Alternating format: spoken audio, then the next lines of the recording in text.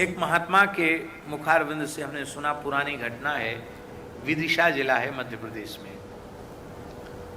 तो विदिशा जिला में बेतवाजी के किनारे कोई गांव था।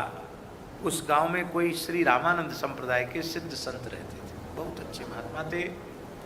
शाम को 1 घंटे ही बाहर निकल के दर्शन देते थे, 4 से 5, शाम को 4 बजे से 5 बजे तक। बाकी समय एकांत में रह करके केवल भगवत स्मरण करते थे। 24 घंटे में एक ही बार कुछ प्रसाद लेते थे और जल भी एक ही बार पीते थे। ऐसे बहुत अच्छे संत थे। और 1 घंटा जो बाहर बैठते थे उसमें किसी से बातचीत नहीं होती थी। उसमें भी नियम था, एक कोई व्यक्ति रामचरितमानस की चौपाई बाँचने लग जाए और नीचे हिंदी अर्थ जो लिखा हुआ उसको पढ़ के सुनाने लग जाए, बस, और सब लोग, बाकी लोग सुनो। तो 1 घंटे इस प्रकार से रामचरितमानस का वाचन होता।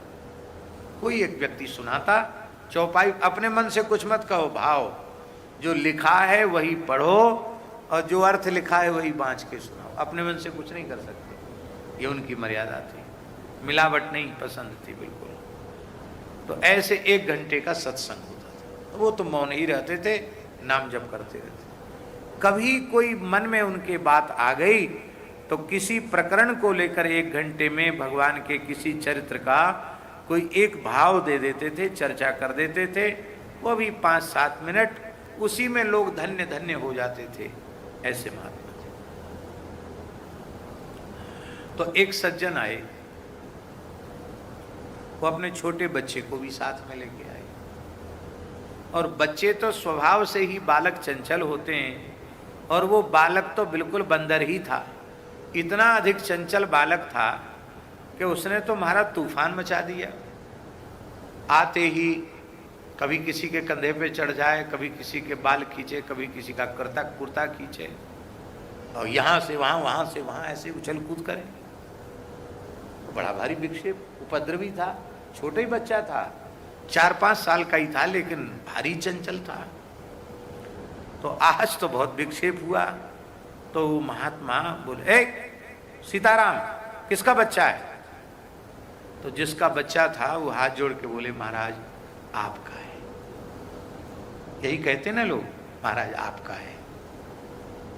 तो महात्मा बोले, ए शांत बैठ, जोर से डांट लगाई। तो उस बच्चे ने पहले अपने बाप की तरफ देखा कि बाप कुछ कहता है, हमारे पक्ष लेके। पिताजी बेचारे क्या बोले? तो रुआ सासा होके चुपचाप बैठ गया। अब कथा शांति से हो गई। और जब चनोरी का प्रसाद बंटता था, चनोरी इलायची दाने जो कहते हैं, उन्हीं का प्रसाद बंट जाता था कथा के बाद। प्रसाद लेते ही बच्चा तो प्रतीक्षा में था, भगे यहाँ से, डर गया था महात्मा से।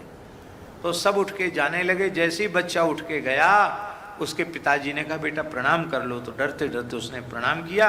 महात्मा ने तुरंत हाथ पकड़ लिया उसका जोर से। बोले, सब तो जा सकते हैं पर ये बच्चा कहीं नहीं जाएगा, तो यहीं रहेगा। और महाराज बच्चा बड़ी जोर से रोया। तो डर रहा था पहले से ही, बड़ी जोर से रोया। और उसके पिता ने कहा कि महाराज, एक तो आपने इतनी जोर से डांट दिया कि बेचारा डर गया, अब इसको जाने नहीं दे रहे हो, आपने हाथ क्यों पकड़ लिया? महाराज छोड़ दो इसका हाथ।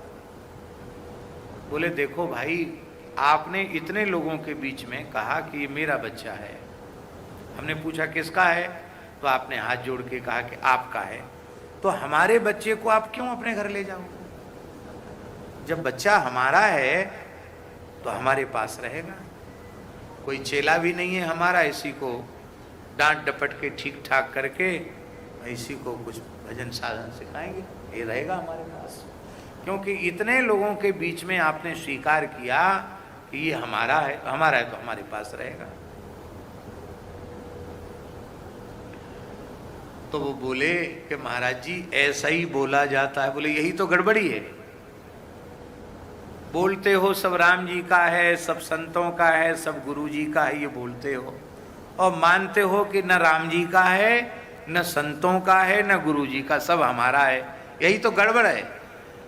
बोलने में बोलो हमारा घर, हमारी पत्नी, हमारा पुत्र, हमारी पुत्री, सब कुछ बोलो। व्यवहार में झूठ क्यों बोलो? जो सही बात है उसको बोलो, लेकिन भीतर से यह मान लो कि ये हमारा नहीं है, ये सब श्री ठाकुर जी का है। तो उल्टा हो रहा है, भीतर से मानते हो हमारा है, बाहर से कहते हो भगवान का है। भगवान श्री राम प्रेरणा दे रहे हैं, हम यह माने ये सब कुछ गौओं का है, ये सब ब्राह्मणों का है, ये सब संतों का है, और उनका है तो प्राथमिकता इस बात की है कि इनकी सेवा ही हमारा प्रधान कर्तव्य है, हमें इनकी सेवा करनी चाहिए। बोलो।